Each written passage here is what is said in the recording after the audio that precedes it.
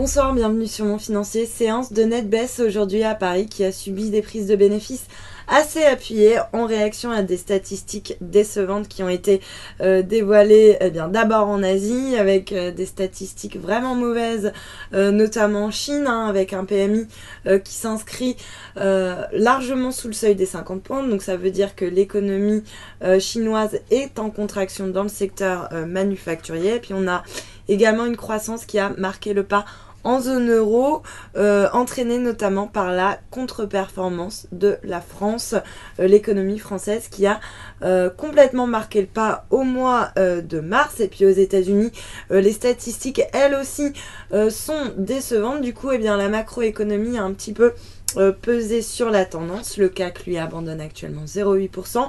On est en train de tester la zone des 5160, 5170 avec un plus bas sous les 5150 points. Puis à noter que la tendance est également animée par les publications d'entreprises qui restent assez nombreuses aujourd'hui. Donc du coup, du côté des valeurs, on a Michelin qui signe la meilleure performance. La publication est saluée par le marché.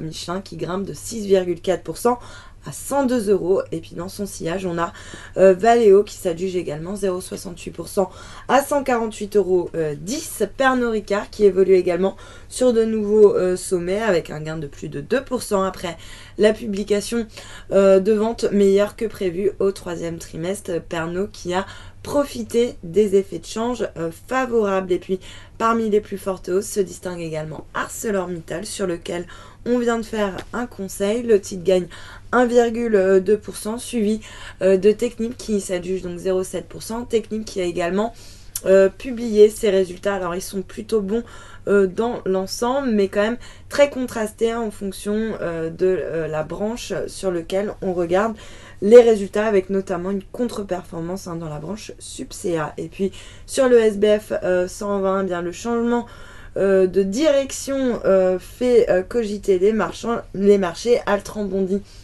de 5,5% alors que le PDG d'Euronext va quitter le groupe pour prendre les rênes de Altran. Donc on a Altran qui s'envole, et puis à l'inverse Euronext qui recule de 2,7%. Et puis pour terminer, sur le marché d'échange, l'euro lui s'offre un rebond assez net par rapport au dollar. On reste quand même en dessous du seuil des 1,08. À noter qu'il prend également de la hauteur par rapport au yen à 129,22. Puis le billet vert lui, il reste à peu près stable face à la devise japonaise en légère baisse autour des 119,70 yens. Voilà pour la clôture, restez avec nous, à demain.